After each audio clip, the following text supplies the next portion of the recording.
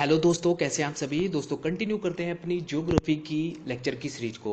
और आज मैं बात करूंगा दोस्तों समुद्र विज्ञान के बारे में, यानी ओशियनोग्राफी के बारे में। इससे पहले दोस्तों मैंने जियोमॉर्फोलॉजी और क्लाइमेटोलॉजी को डिस्कस किया था, उसमें सारी बातें डिस्कस की थी। और आज दोस्तों मैं बात करूंगा इसमें ओशियनोग्राफी के अंदर कॉन्टिनेंटल शेप के बारे में, कॉन्टिनेंटल स्लोप के बारे में, एपिसोल प्लेन के बारे में, ट्रेंच के बारे में, सैलिनिटी के बारे में। जैसे आपको कभी ना कभी सुना होगा जो ज्वार भाटा आते हैं वो कैसे आते हैं। ओशियनिक करंट के बारे में बात करूंगा दोस्तों, साथ ही साथ कोरल रीफ और कोरल ब्लीचिंग कैसे होती है, सारी बातें डिस्कस करूंगा। और दोस्तों जो सरकार के द्वारा ओशन को प्रोटेक्ट करने के लिए क्या क्या इनिशिएटिव लिए गए हैं, क्या क्या इनिशिएटिव लॉन्च किए गए, वो भी बातें करूंगा दोस्तों। साथ ही साथ दोस्तों दुनिया में समुद्र को लेकर क्या क्या नियम कायदे कानून बने हुए हैं, सारी बातें डिस्कस करूंगा। ठीक है दोस्तों, बस आपको करना क्या होगा, चैनल को सब्सक्राइब करना है, वीडियो अच्छा लगे तो लाइक करना है। अगर दोस्तों आप UPSC, CDS, NDA, EPF, CAPF, AC या फिर किसी भी स्टेट पीसीएस की तैयारी कर रहे हैं तो आपके लिए बहुत ज़्यादा इंपॉर्टेंट है। चलिए दोस्तों शुरू करते हैं आज के अपने ओशनोग्राफी के लेक्चर के सीरीज में। और इसमें बात करते हैं कि किस प्रकार की जो कॉन्टिनेंटल स्लेब है और शेप है वो क्या क्या है। तो दोस्तों पहले तो ये बात करते हैं इसमें महासागरीय मग्न तट यानी कि ढाल के बारे में। ये बताता है दोस्तों कि कहाँ से जो हमारा महासागर है, जो हमारा ओशियन है, वो कैसे स्टार्ट होता है, कहाँ से स्टार्ट होता है। आपको दिखाई दे रहा होगा दोस्तों कॉन्टिनेंटल शेप के बारे में। कॉन्टिनेंटल शेप दोस्तों ये तट जो मध्य और ढाल होता है और यहाँ पर जलमग्न होता है। इसकी उत्पत्ति दोस्तों सामान्यतः जो समुद्र है उसकी ऊंचाई के बढ़ने के कारण और द्वीप के तटीय भागों के जलमग्न होने तथा महासागरीय निक्षेपों के कारण होती है। दोस्तों हमारे जो प्यारा भारत है उसकी जो समुद्र सीमा है लगभग 7,500 किलोमीटर की है। और आपको देखने को मिलता होगा दोस्तों जो समुद्र है, जो हमारे दक्षिण भारत में जो समुद्र आपको देखने को मिलते होंगे, वहाँ से कहाँ से स्टार्ट होती है, तो ये बातें ओशियनोग्राफी में आपको देखने को मिलती हैं। इसकी जो गहराई है दोस्तों लगभग 150 से 200 मीटर तक की होती है और औसत प्रवणता 1 डिग्री या उससे कम होती है। और दोस्तों सबसे बड़ी बात, यहाँ पर जो बायोडाइवर्सिटी है उसका जो घनत्व होता है, उसकी डेंसिटी होती है, वो अधिकतम आपको देखने को मिलेगी। 200 मीटर तक आपको पहुंचेंगे तो वहां पर आपको बायोडाइवर्सिटी यानी ओशियन बायोडाइवर्सिटी आपको देखने को मिलेगी। इसका कारण क्या है दोस्तों, इसका कारण है समुद्र के ऊपर जो किरणें, सूर्य की किरणें पड़ती है, तो वहां पर जहां पर भी सूर्य किरणें पड़ेगी वहां पर आपको देखने को मिलेगी सबसे ज्यादा बायोडाइवर्सिटी। इसी प्रकार से दोस्तों आपको महाद्वीप पर देखने को मिलती है, इसी प्रकार से आपको महासागर में देखने को मिलती है। ठीक है, तो जैसे जैसे दोस्तों समुद्र के ऊपर सूर्य की किरणें पड़ती है वहां पर बायोडाइवर्सिटी आपको अधिक देखने को मिलेगी। जैसे आपको देखने को मिलता है वहां पर मछलियों का सबसे ज्यादा उत्पादन होता है, वहां पर मछलियां सबसे ज्यादा आती हैं क्योंकि उनको खाना और चाहिए। ठीक है, और दोस्तों आपको कोरल रीफ भी 200 मीटर तक की गहराई तक देखने को मिलेंगे, उससे नीचे जाएंगे क्योंकि दोस्तों नीचे जैसे आप जाते जाएंगे ऐसे ही तापमान में कमी आती जाएगी। और तापमान में कमी आना होता है दोस्तों बायोडाइवर्सिटी में कमी होना। अब दोस्तों मैं बात करता हूं महाद्वीपीय ढाल यानी कि कॉन्टिनेंटल स्लोप के बारे में। अब दोस्तों इसका जो विस्तार होता है 2 से 5 डिग्री के बीच होता है। और सागरीय कैनियन व गर्त यानी कि ट्रेंच यहाँ की जो प्रमुख हुआ करती है उसकी विशेषता है। महाद्वीपीय ढाल की सीमा को महाद्वीप के अंतिम सीमा भी माना जाता है क्योंकि दोस्तों जहाँ से जो कॉन्टिनेंट जो खत्म हो जाता है वहां से हो जाता है दोस्तों महासागरीय यानी कि ओशियन कॉन्टिनेंटल स्टार्ट हो जाता है। ठीक है, ये बातें आपको ध्यान रखनी है। अब दोस्तों एबिशल प्लेन के बारे में आपको दिखाई दे रहा होगा, ये है दोस्तों जो हमारा महासागर है उसका निचला तल। इसमें दोस्तों ये इसकी जो गहराई होती है लगभग 3,000 से 6,000 मीटर तक की होती है और 40% का अक्षेत्र यहीं पर आपको देखने को मिलेगा। इसका जो सर्वाधिक विस्तार है दोस्तों वो आपको पैसिफिक ओशन में देखने को मिलेगा और अटलांटिक ओशन में भी इसका अपेक्षाकृत कम आपको देखने को मिलेगा। नीतल मैदान दोस्तों अधिक से अधिक पाए जाते हैं जहां स्थल जनित अवसादों की आपूर्ति आपको देखने को मिलेगी। और साथ ही साथ दोस्तों मैं बात करता हूं उसमें ट्रेंच के बारे में। जो कर्त आपको सुना होगा, कभी ना कभी आपने मोरियाना ट्रेंच के बारे में सुना होगा जो कि प्रशांत महासागर में स्थित है। दोस्तों मोरियाना ट्रेंच में होते हैं जहां पर सबसे ज्यादा गहराई आपको समुद्र की देखने को मिलेगी। जैसे कि वी शेप के आकार में दोस्तों ये गर्त होते हैं यानी ट्रेंच होते हैं, जिसकी लगभग जो मोरियाना ट्रेंच है जो प्रशांत महासागर में स्थित है उसकी जो गहराई है दोस्तों लगभग 11.5 किलोमीटर की गहराई है। ठीक है, इंपॉर्टेंट है दोस्तों आपके लिए। कुछ गर्त यानी कि कुछ प्रशांत महासागर के अंदर कुछ और ट्रेंच आपको देखने को मिलेंगे, जैसे टोगा ट्रेंच है, फिलीपींस ट्रेंच है और प्यूटोरिक ट्रेंच है, रोमांस ट्रेंच है जो कि अटलांटिक महासागर में आपको देखने को मिलेंगे। और हिंद महासागर के अंदर दोस्तों सुंडा ट्रेंच भी आपको देखने को मिलेगा। ठीक है, अब दोस्तों इसमें बात करता हूं कुछ इंपॉर्टेंट फैक्ट्स की क्योंकि आपसे क्वेश्चन पूछे जा सकते हैं। जैसे दोस्तों मध्य अटलांटिक कटक अटलांटिक महासागर के 2 भागों में बांटता है। इस कटक के उत्तरी विस्तार को दोस्तों डॉल्फिन कटक या दक्षिण विस्तार को चैलेंजर कटक कहते हैं। मग्न तटों की चौड़ाई दोस्तों तटवर्ती ऊंचावच पर आधारित होती है। अटलांटिक महासागर का जो आकार होता है वो एस आकार का होता है और प्रशांत महासागर का जो आकार होता है वो त्रिभुजाकार है। ठीक है, ये क्वेश्चन आपसे पूछे जाते हैं दोस्तों। और अंडमान निकोबार, श्रीलंका, मेडागास्कर और जंजीबार जो हिंद महासागर में स्थित है। प्रमुख जो ऐसे द्वीप हैं जो दोस्तों ये कहाँ से बने हैं, ये महाद्वीप से अलग होकर बने हैं। जो हमारा कॉन्टिनेंटल जैसे भारत से क्या हो अलग हुआ है, भारत से श्रीलंका अलग हुआ है। तो इस प्रकार से दोस्तों ये अंडमान निकोबार और श्रीलंका, मेडागास्कर, जंजीबार, हिंद महासागर द्वीप ये महाद्वीप से खंड से विभक्त होकर बने हैं। और लक्षद्वीप, मालदीव दोस्तों प्रवाल भित्ति से बने हैं। प्रवाल द्वीप आपको देखने को मिलेंगे। जो लक्षद्वीप बना है और जो मालदीव बना है दोस्तों ये बने हैं प्रवाल से यानी कि कोरल से बने हैं। और मॉरिशस, रीयूनियन ये बने हैं दोस्तों ज्वालामुखी से उद्गर के। क्योंकि आपको देखने को मिलता होगा दोस्तों जो पृथ्वी के अंदर जो हमारे समुद्र हैं, समुद्र के अंदर आपको छोटे छोटे द्वीप दिखाई मिलेंगे। तो दोस्तों कुछ तो बनते हैं हमारे महाद्वीप से अलग होकर, कुछ बनते हैं कोरल द्वीप से और कुछ बनते हैं दोस्तों जैसे ज्वालामुखी के उद्गर से। ठीक है, इंपॉर्टेंट है दोस्तों ये सब बातें आपके लिए। अब मैं बात करता हूं दोस्तों इसमें सेलेनिटी के बारे में। उससे पहले मैं बात करता हूं उसके तापमान की।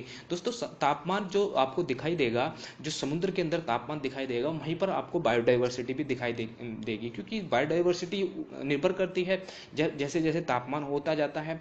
और दोस्तों जो महासागरीय जल के तापमान के जो वितरण को प्रभावित करने वाले कारक हैं वो कौन कौन से हैं, जैसे पृथ्वी का क्षेत्र में प्राप्त होने वाली सौर ऊर्जा, भूमंडलीय पवन, स्थानीय प्रभाव, समुद्र का आकार, अवस्थिति जो महासागर की कटकों की उपस्थित होती है। ऐसे दोस्तों मापा जाता है महासागर के अंदर कितना तापमान मौजूद होता है। सामान्यतः दोस्तों समुद्र जल का जो तापमान होता है गहराई के बढ़ने के साथ साथ वो घटता जाता है। क्योंकि गहराई के साथ दोस्तों जल की जो अवस्थिति है, जो अवशोषित करने की जो क्रिया है वो कम होती जाती है, वो घटती जाती है। सूर्य का जो मतलब आपको इंसोलेशन आपको देखने को मिलेगा, सूर्य देखने को मिलेगा, तो वहाँ पर गहराई के साथ साथ वो कम दिखाई देगा। इसी प्रकार से दोस्तों जो आपको बायोडाइवर्सिटी भी उस पर ओशन के अंदर बहुत ही कम दिखाई देगी जैसे जैसे आप गहराई के अंदर जाते जाएंगे। ठीक है, इंपॉर्टेंट है दोस्तों आपके लिए।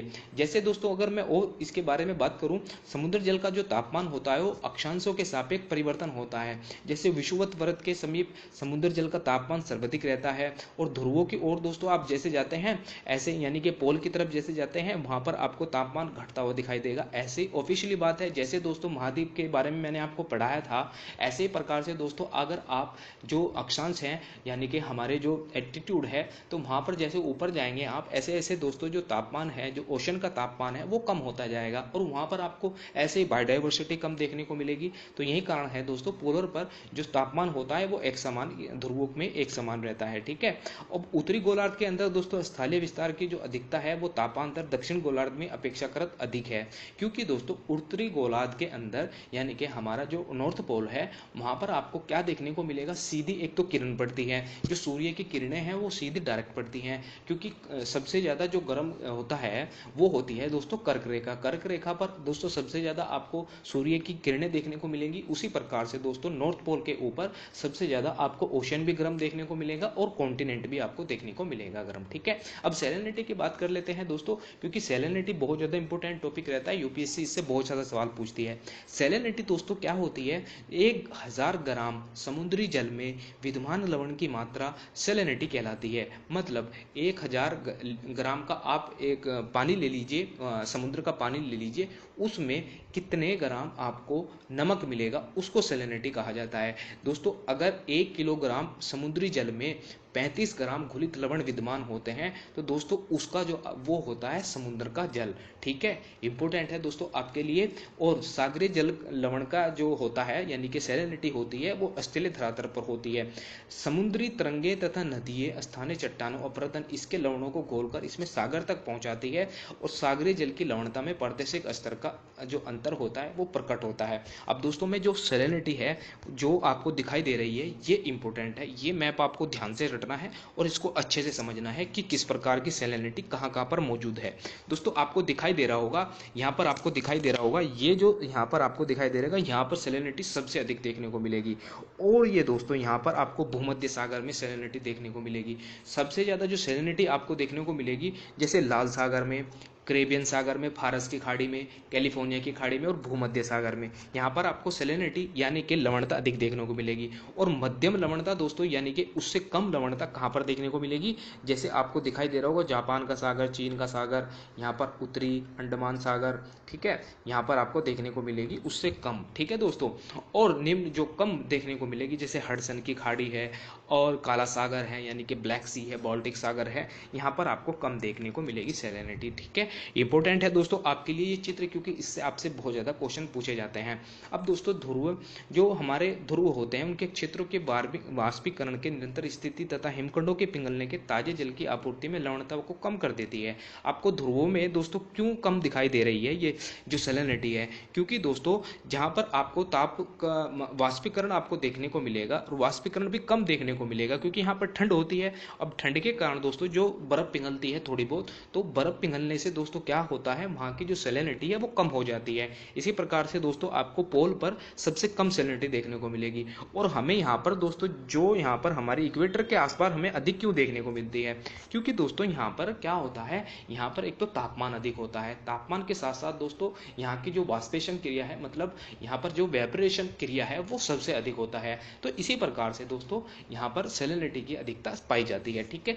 आशा करता हूँ दोस्तों ये बात आपको जरूर समझ में आई होगी। अब मैं बात करता हूँ दोस्तों इसमें ज्वार भाटा की। ज्वार भाटा आते कैसे हैं, यानी कि टाइड और एब क्या होते हैं। पहले तो मैं बात करता हूँ दोस्तों ज्वार भाटा के जो प्रभाव होते हैं वो कैसे होते हैं।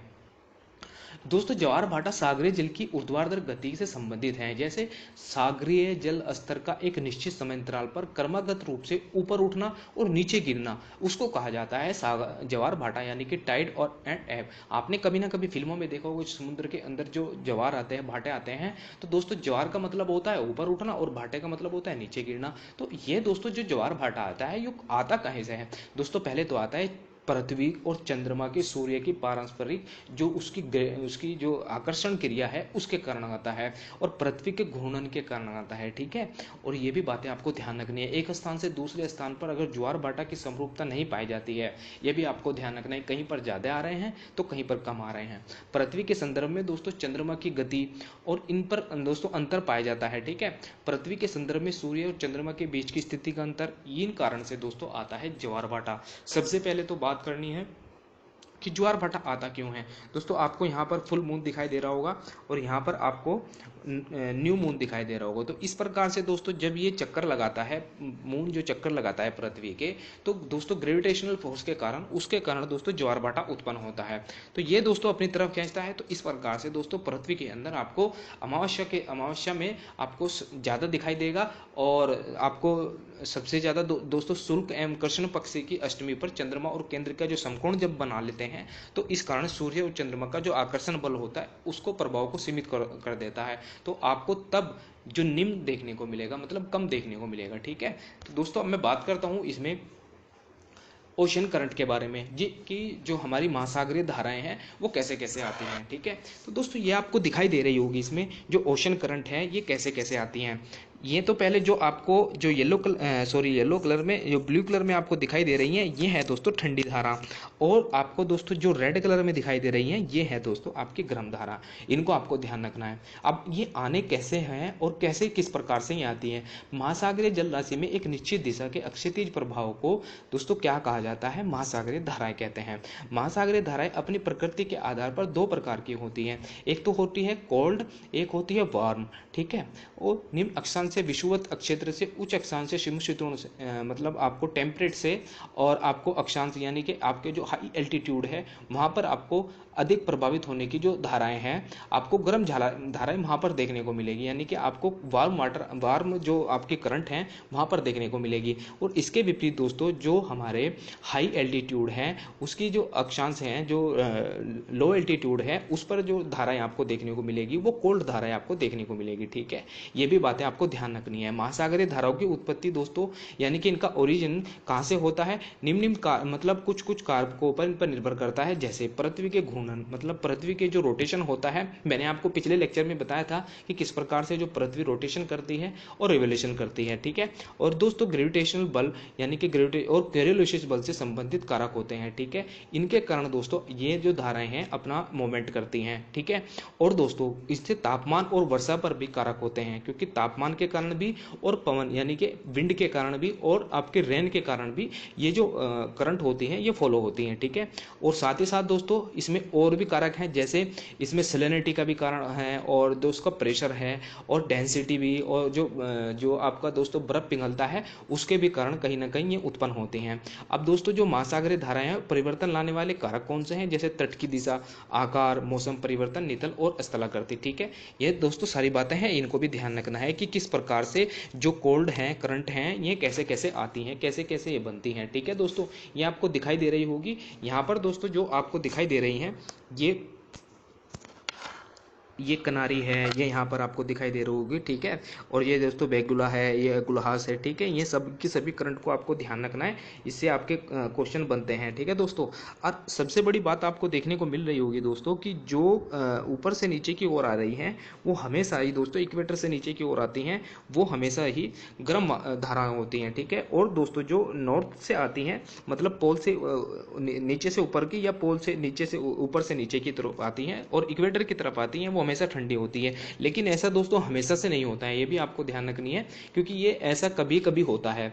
ऐसा कभी कभी तब होता है जब दोस्तों यहाँ पर आपको बर्फ देखने को मिलेगी, तो ये जो धाराएं हैं ठंडी होकर नीचे की ओर चलती हैं और इक्वेटर की तरफ चलती हैं, क्योंकि दोस्तों ये हाई प्रेशर से लो प्रेशर की ओर सबसे ज्यादा चलती हैं। तो इस प्रकार से दोस्तों ये जो धाराएं प्रभावित होती हैं, ठीक है। इनका भी आपका ध्यान रखना है। अब दोस्तों मैं बात करता हूं इसमें कोरल रीफ के बारे में, कि जो कोरल रीफ है और प्रवाल भित्तियां हैं वो कौन कौन सी होती हैं। दोस्तों 3 प्रकार की कोरल होती हैं, जैसे आपको बैरियर रीफ होती हैं, एटोल होता है और फ्रिंगिंग रीफ होती हैं।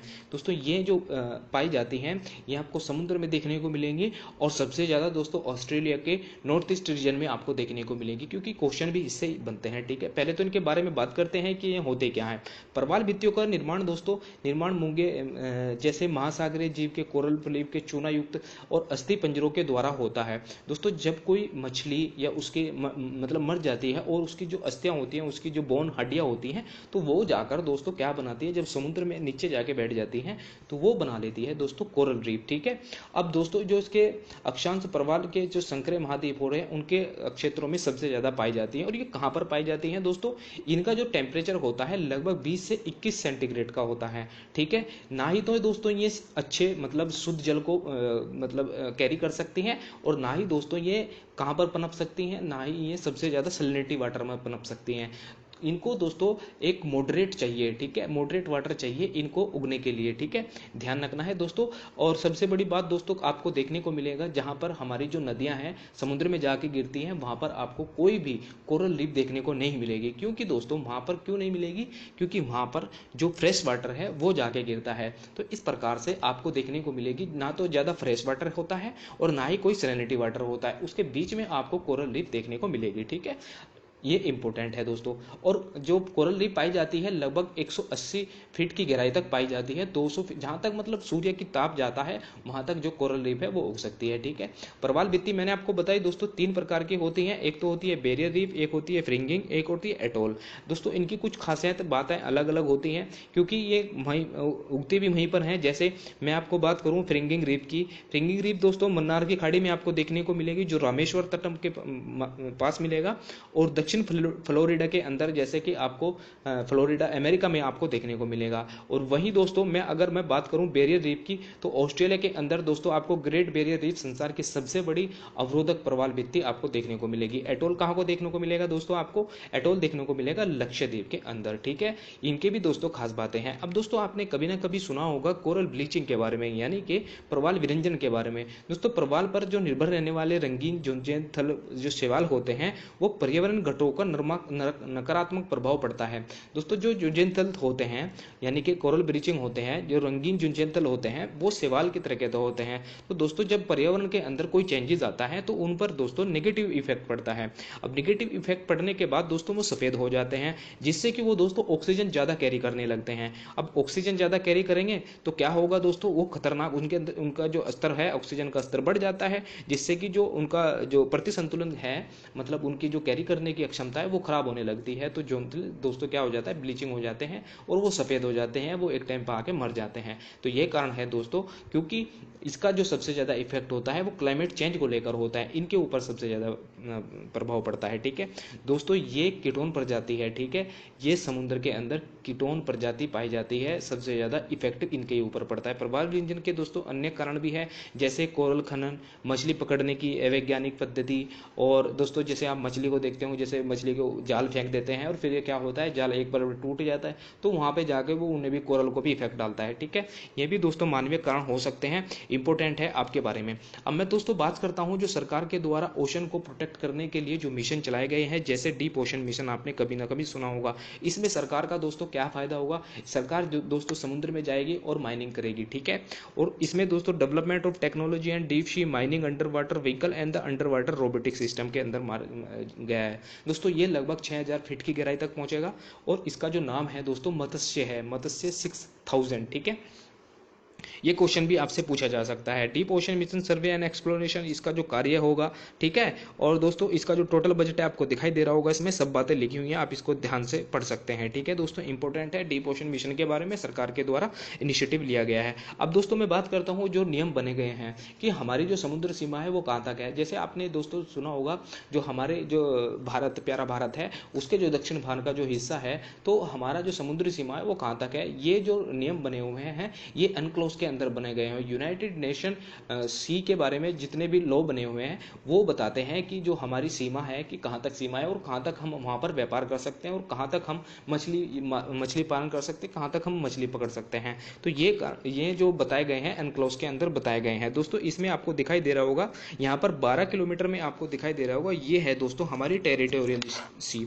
यहाँ पर कोई भी अगर कोई देश आता है तो हम उसे भी झिझक होकर उसे कार्रवाई कर सकते हैं। यह है दोस्तों कंटिन्यूस जोन। दोस्तों इसमें पहले अगर कोई हमारे सी के अंदर, हमारी इस बाउंड्री के अंदर आ जाता है तो दोस्तों पहले हम उसको चेतावनी देंगे, फिर उसके ऊपर कार्रवाई करेंगे। अब ये दोस्तों है एक्सक्लूसिव इकोनॉमिक जोन, ये 200 किलोमीटर तक होता है। इसके अंदर दोस्तों कोई भी आ जा सकता है और इसके अंदर दोस्तों परमिशन की भी जरूरत होती है जिसकी बाउंड्री होती है। जैसे हमारे देश की जो सीमा के अंदर जैसे यहाँ पर ये पहुंच जाता है कोई व्यक्ति, तो उससे पहले हमारे से परमिशन लेनी होगी। ये है दोस्तों हाई सी, इसमें कोई भी आ जा सकता है, कोई फर्क नहीं पड़ता है। ठीक है, तो ये दोस्तों नियम बनाए गए हुए और सीमा को साझा करा गया है, सीमा को बताया गया है कि यहाँ के आप तक दूरी है। ठीक है, ये इंपॉर्टेंट था दोस्तों, मैंने आपके लिए इसलिए बताया क्योंकि समुद्र के बारे में बातें कर रहे हैं तो क्यों ना मैं तुम्हें ये थोड़ी सी बातें और बता दूं। ठीक है दोस्तों, ये सब बातें मैंने आपके लिए बताई हैं। तो दोस्तों वीडियो कैसा लगा तो आप मुझे कमेंट बॉक्स में जरूर बताइएगा और साथ ही साथ चैनल को जरूर सब्सक्राइब करें जिससे कि थोड़ा मुझे मोटिवेशन मिलता रहे। थैंक यू दोस्तों, मिलते हैं अपनी नेक्स्ट वीडियो में।